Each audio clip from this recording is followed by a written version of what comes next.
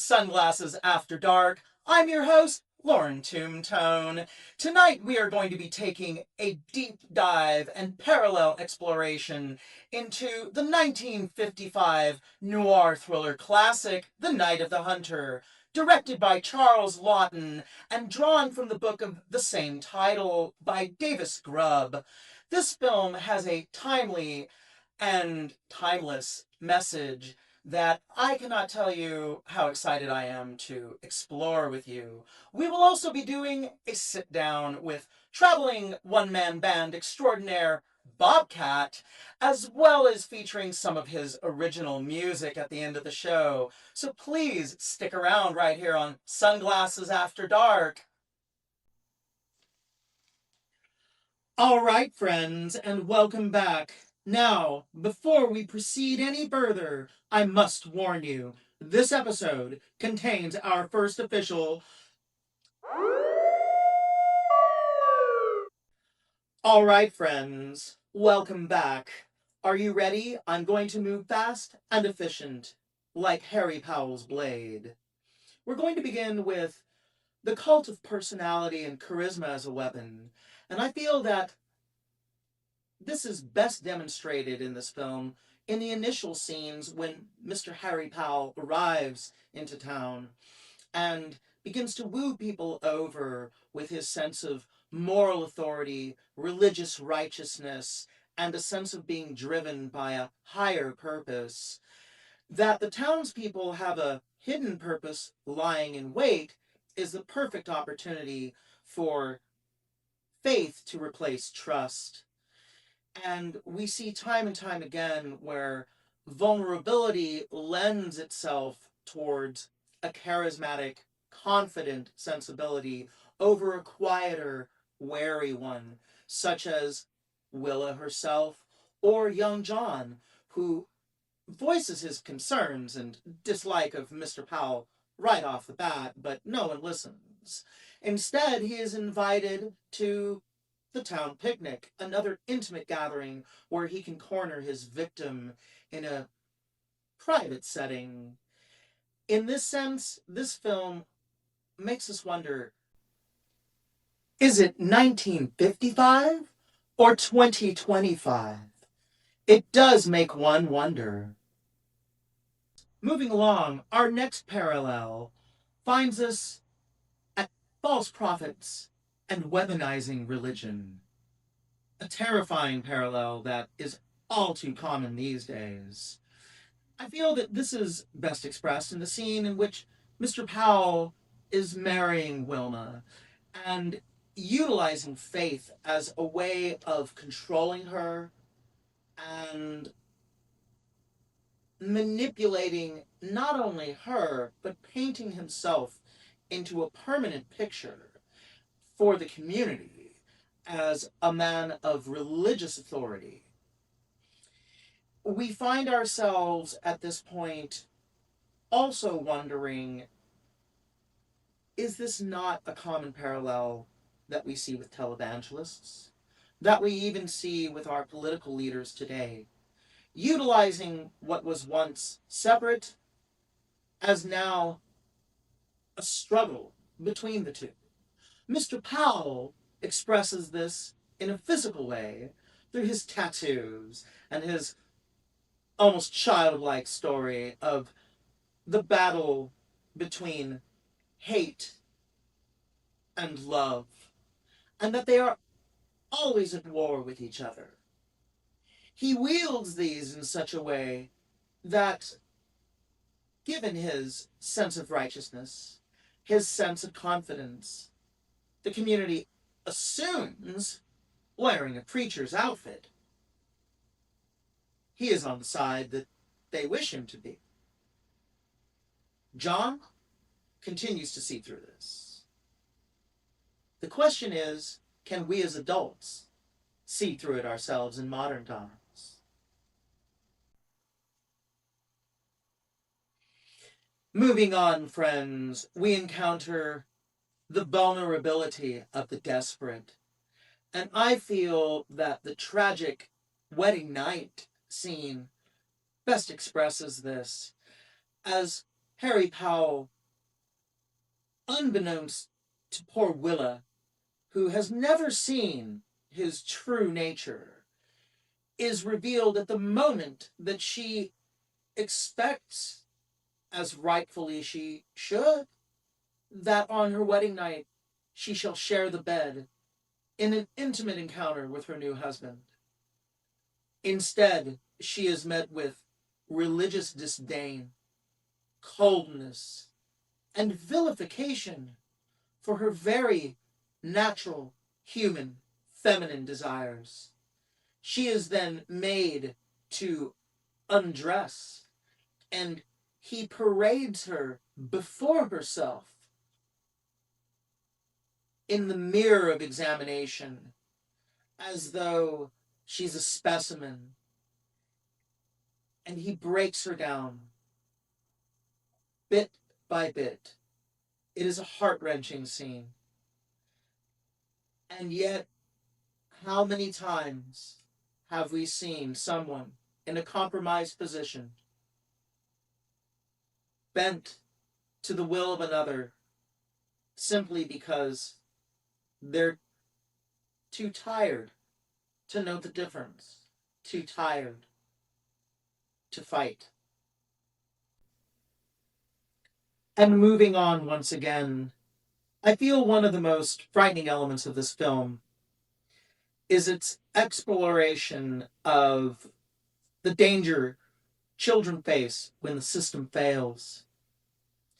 I feel the scene in which poor John and Pearl are hiding from Mr. Powell as he calls to them as they're hiding in the cellar. Children, children, he says again and again. I'm starting to get awful mad.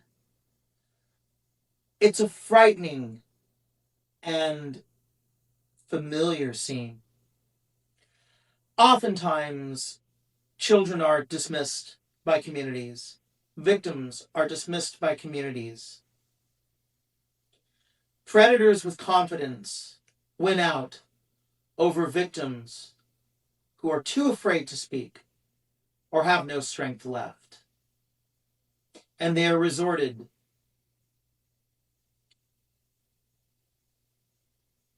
and they must resort to hiding. And eventually, as we will find, running. The question is, are we then running to or from something? We shall see.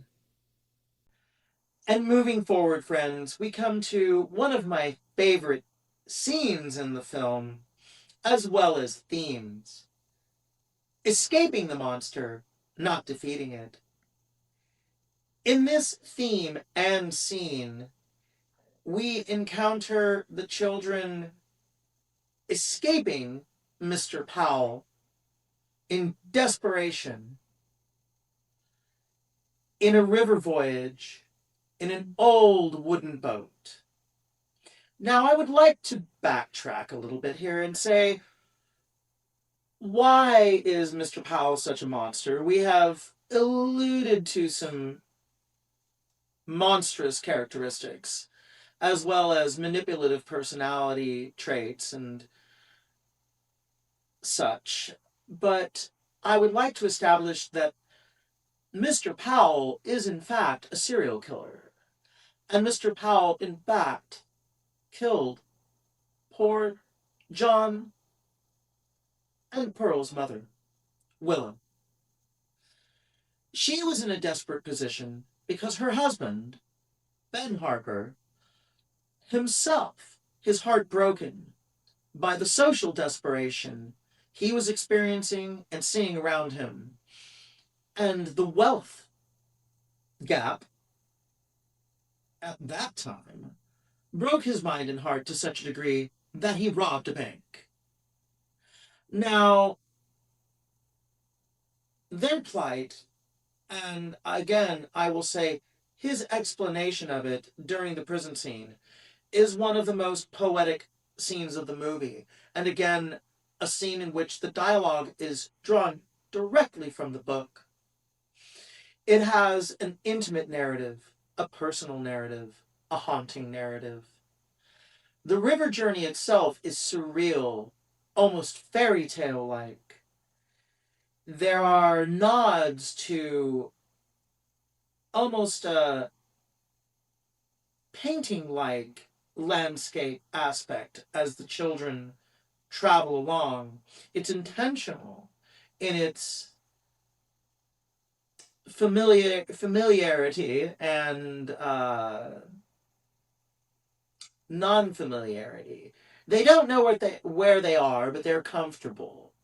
Somehow they trust. And they've chosen to trust in chance. And that is something that we find again as a theme where people make choices as to who they trust or put their faith in. Do they trust or do they put faith? And finally, friends, along the river journey, the children are eventually deposited upon the shores and banks of the property of a Rachel Cooper, who, as a elderly, widowed, single woman, has taken in a number of orphan children as her companions and to caretake them, to step in when no one else would or could. In the same sense that John and Pearl were abandoned, this woman chose to act and step in, to mentor, to be there. Not in a showy way, in a factual and very functional way. Rachel is a strong and practical woman. One of my favorite lines and quotes from her is, "I am a strong tree with branches for many birds."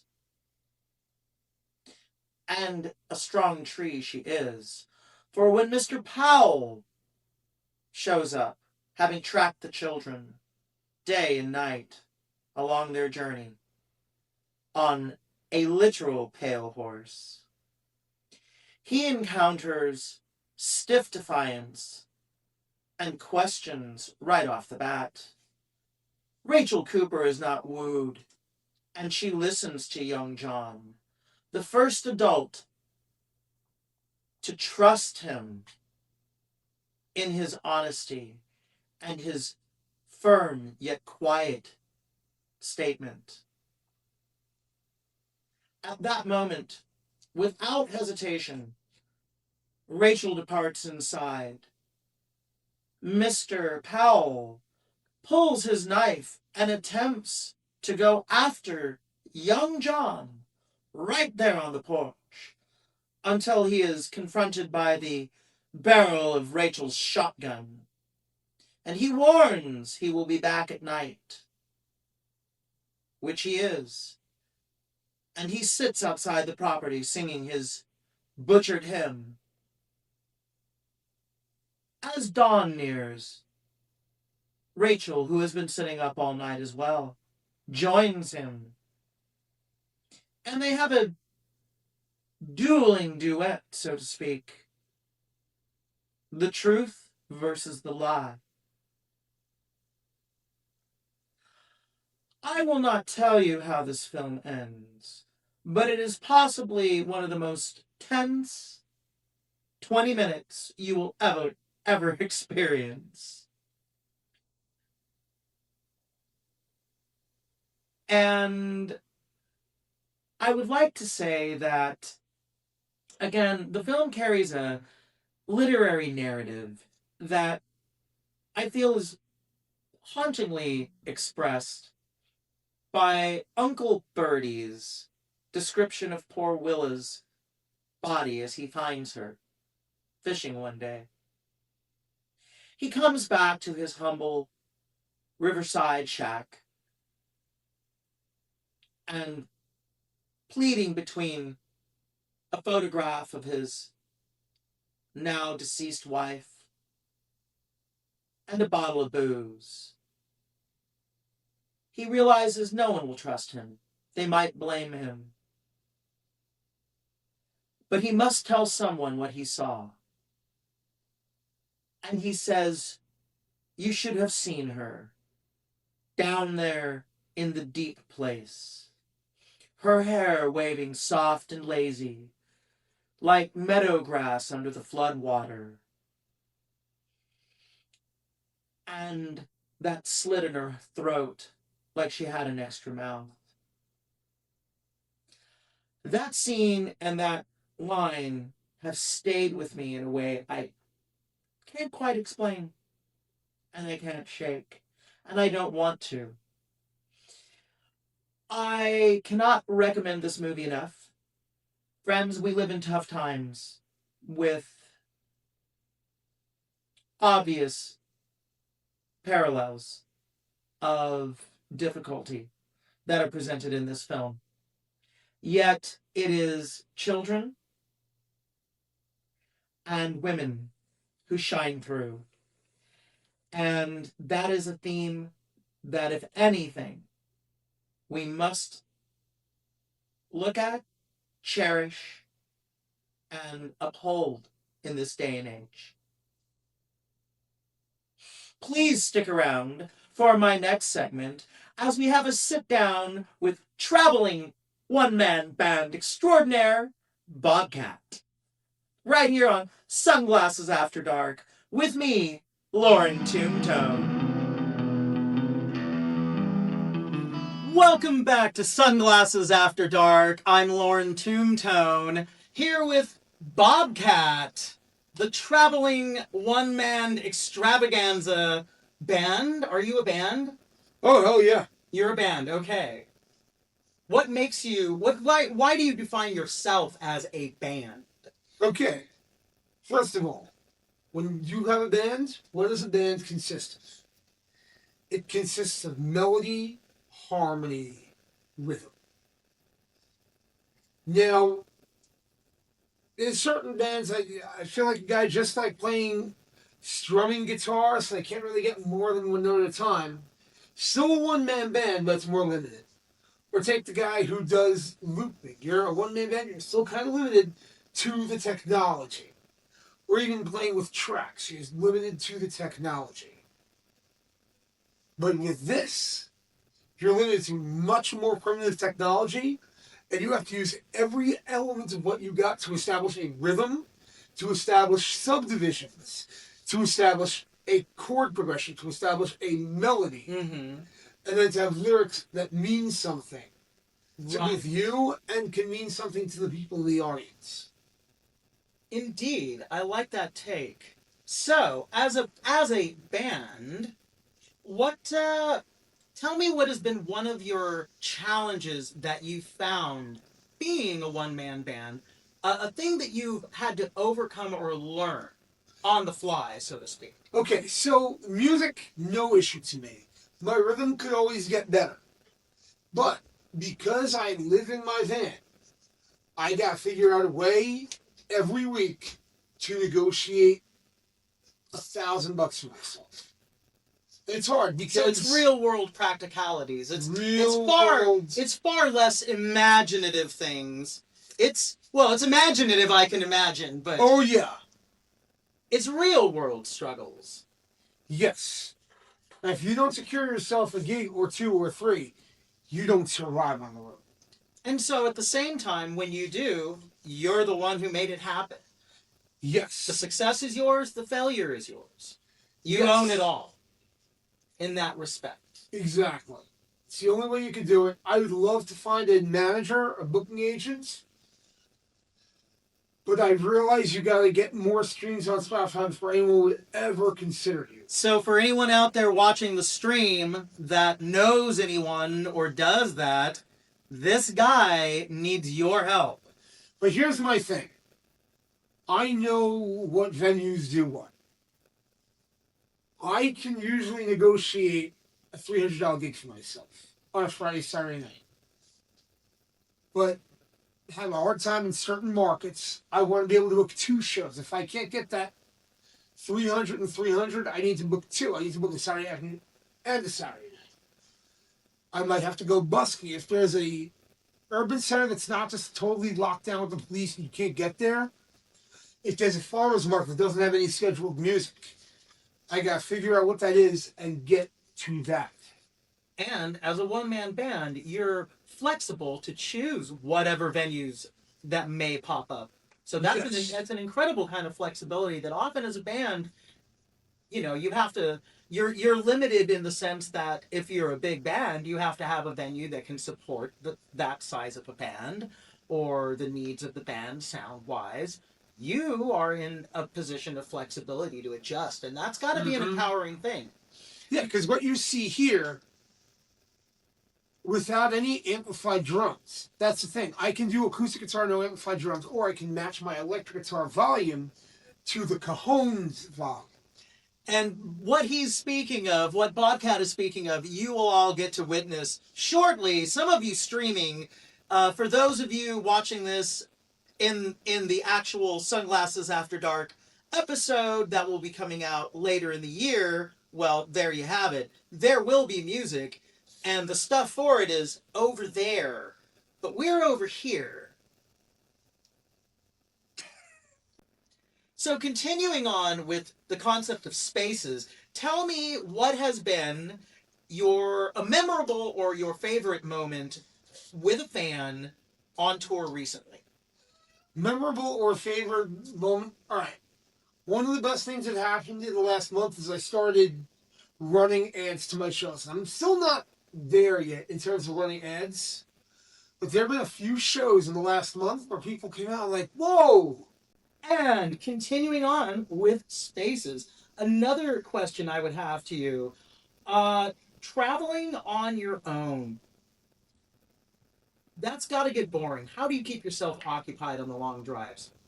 Music, but you're a musician. Music. What else do you do?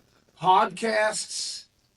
If I have time to stop, I'm not going to do this while driving, but I got to figure out venues. So I'll look at Facebook. I'll look at every possible venue in Florence, South Carolina, every town in between, like Charlotte and Florence. Okay. Or, those are on the shorter drive days. The longer drive days is like, oh! Right. And in the last month, I don't know if you know about this, I got a bass player gig in Sasquatch and the Sickabillies. Correct. That's that's an important band in the scene. And I drove out, I played bass with them. We're opening for Scott Byram every night. There it is. You hear that? So keep an eye out for that. This guy's on tour with Sasquatch and the Sickabillies, as well as, you never know, he might just pop up in your town if he gets the chance because he's there. So it could be the fair, it could be a coffee shop, it could be anywhere. BobCat. And that's another question. Really, now we're getting into the meat of the cat. Oh, that sounded terrible, but we should never get into the cat meat. Never get into the cat meat. I did it once. I thought it was tuna. It was not tuna. Don't get into the cat meat. Now, how did we come up with BobCat? Why BobCat? Well, in October 2002, what the hell am I talking about? I just started playing the genre of psychobilly in my band, the Devil Spades. We were at that point still called the Psychoville Slashers. Mm-hmm. I go to my barber, who's the bass player. He's like, BobCat. BobCat, that's your stage name. Brett Randall. That's it. He got me the name. That first lineup of the Devil Spades was crucial. That's where I made a lot of my friends in our scene. Ah. That 2002-2003 leg of what was me, Brett, and Eric, and no one else. And then we had a singer who Brett wanted the most. I was like, okay, I can work with the guy's voice. I want to kind of mold it. But they were too impatient with the guy. I was like, we got this tour, and the guy threw himself into the tour. So the guy got, he got impatient with him. We got this singer then who was really, really good, Tony. We had a rhythm guitar player that him and the rhythm guitar player clashed. But when it was, and then the original bass player left, he was going through all kinds of things in his life. So we brought our friend James in. And 2004, 2005 Devil States is when that band was really hot. And that was the birth of BobCat. That was when people started to get to know me in the scene. That's awesome. And then 05, 06 was the Black Market Band. When it was me and Matt and Seth. Seth got a gig working in the studios. He didn't jive with our original drummer, Chauncey. But I knew the one guitar player who would. That's my friend Johnny. And now, are any of these people in Sasquatch and the Sickabillies, or is this a completely new group of people you've wound up venturing out with this time? Well, Sasquatch has always been in Sasquatch and Sickabillies. I've known them since 2004. The original bass player in Sasquatch, a guy Johnny Custom, me and him played the band in like 2010, 2011 called the Rolling Pins with Johnny Carvalho, Jeremy Snake, the drummer. Also played in the Arkhams for 2 or 3 shows. More than that, actually. He played with us in 06. Wow. Um, So what? Let me ask you a question. So I hear a lot of names. I hear a lot of history with a lot of people. What point did you say it's time for a one-man band thing for me?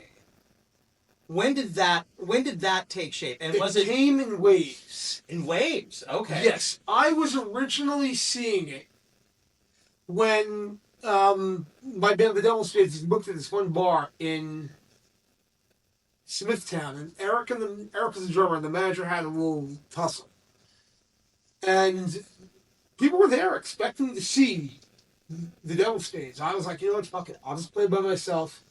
Phil Hummer was here, he'll do a set too. And I remember getting freaked out on it. I was like, you know what? Being in this band ain't worth it. If that's how people are going to react. Right. There's always some element, again, that can be outside of your control, and especially with other people, you never know. Oh, yeah. So, you decided, time for me to try something out on my own. Yeah, and then, like, towards around, coming out of the pandemic, I knew that live music suffered horrendously, and it'll take years, if not a decade, to bring back a live music scene. To find my live music, I've not. I play shows to mostly 10 people a night across the country on a good night. But you know what? I persevere. Well, it's hopefully it won't always be that way. Right, friends? Keep an eye out for this guy. Let's get the word out. Let's change that from 10 to like 100. I know. We can start with a reasonable number.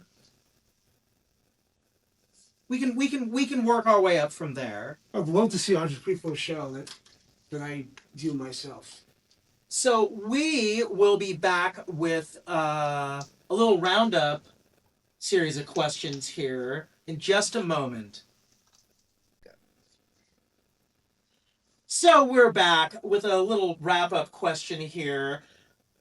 What is a snack that BobCat enjoys on the road that you don't enjoy at home or any other time? That you maybe it's a go-to because you have to, you don't like it, or it's something maybe you do like that you're like, nope, only on the road.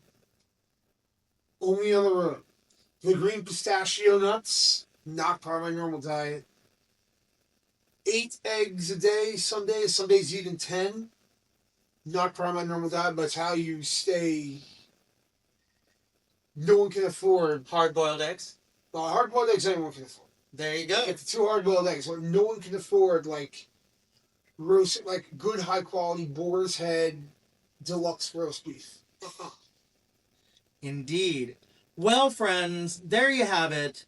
Now, my last question for you is, BobCat is on tour right now, obviously, with Sasquatch and the Sickabillies. Hell yeah. What's coming up for BobCat solo the rest of this year?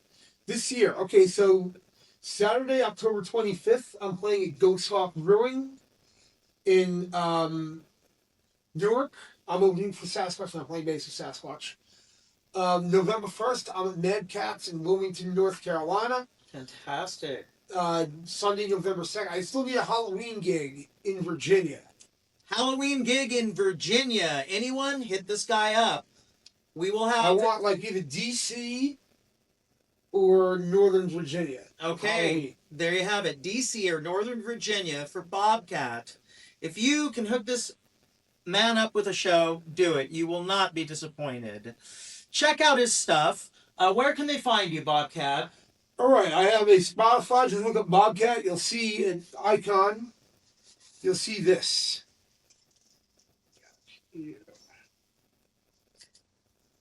So you'll see this icon. This is my music. I put out a song a month. I have a pretty big YouTube channel. I'm just around 5,000 followers. YouTube/BobCat One Man Band. I go live every night when I'm playing by myself with Sasquatch. Scott Byron lets me live stream him.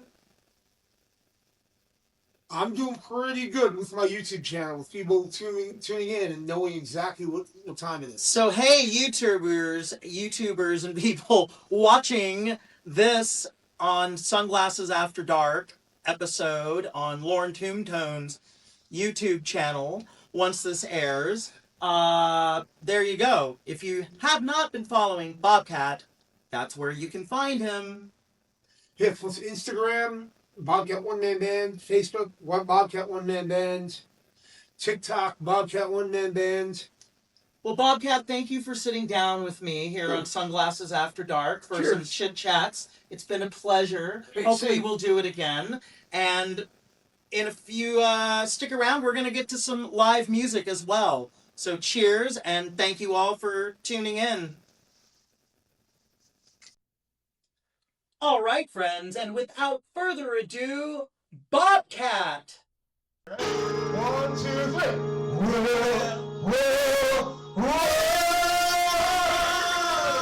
Everybody's shooting your photo with the mirror in each hand, and a cloud of smoke behind you. All under your command. You're so tender, don't you see things anymore? Well, you ain't got nothing right to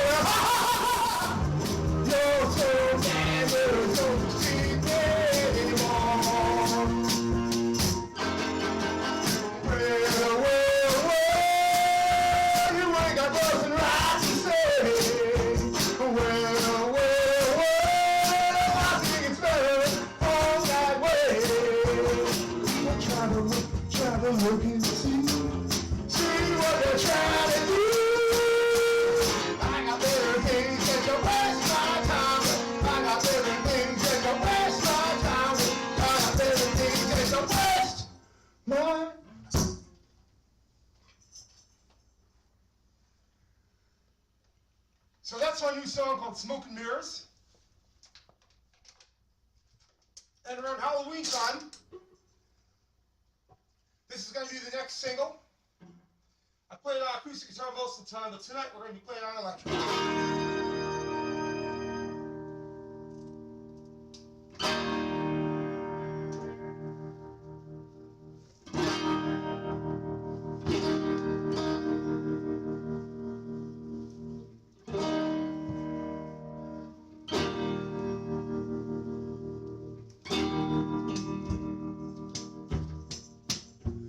Impoverished identity, social robot planted unforeseen. Impoverished identity, all the fellas know just what I mean.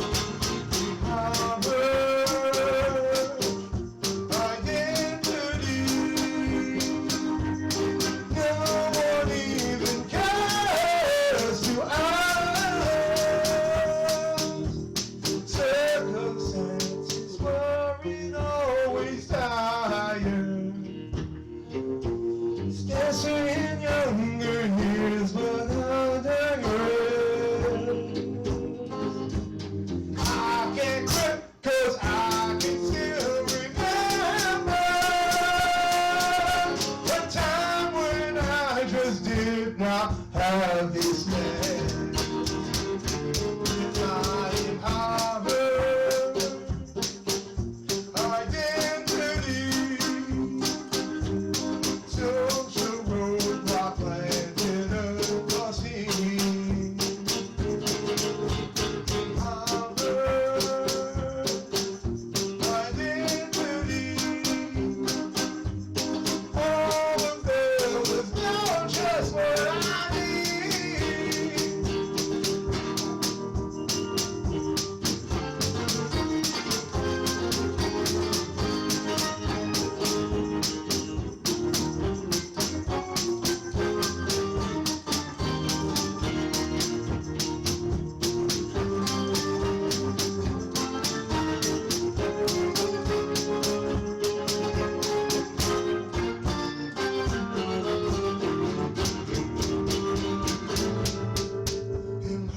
Impoverished identity,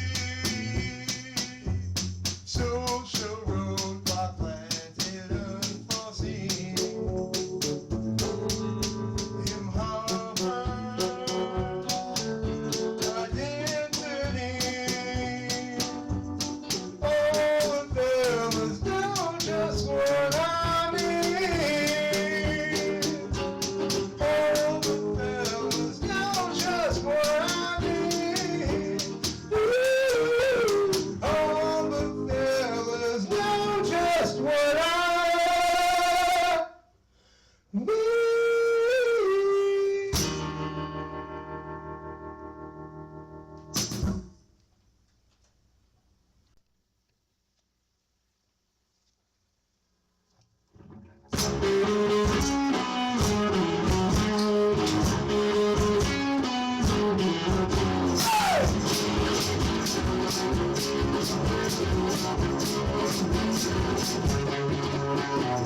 Once I thought the world was smaller than it is, much too big for me. Navigating every corner, there are blind spots.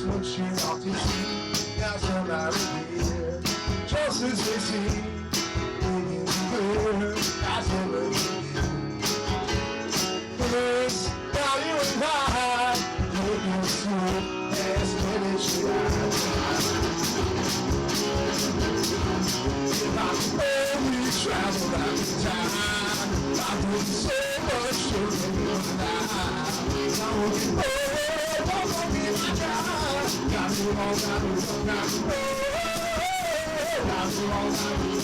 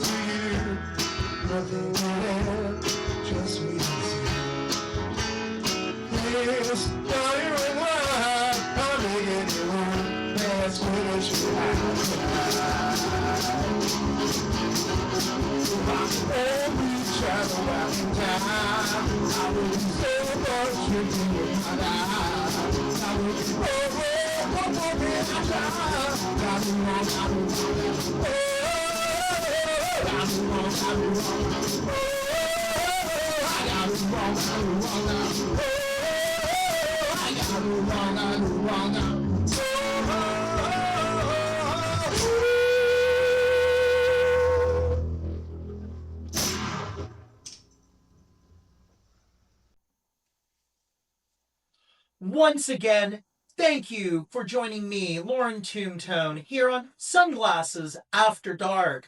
Be sure to check the links at the end of the show so you can find and follow BobCat. He is always on the road and probably coming to your town sooner than later. Now, as for the rest of you, remember, friends, life is always shot in wide angle and the camera is always rolling. You are the writer and director, villain, villainess, hero, or heroine. Whatever the story, make it a good one. It's yours. Until next time, friends, stay safe and stay fabulous.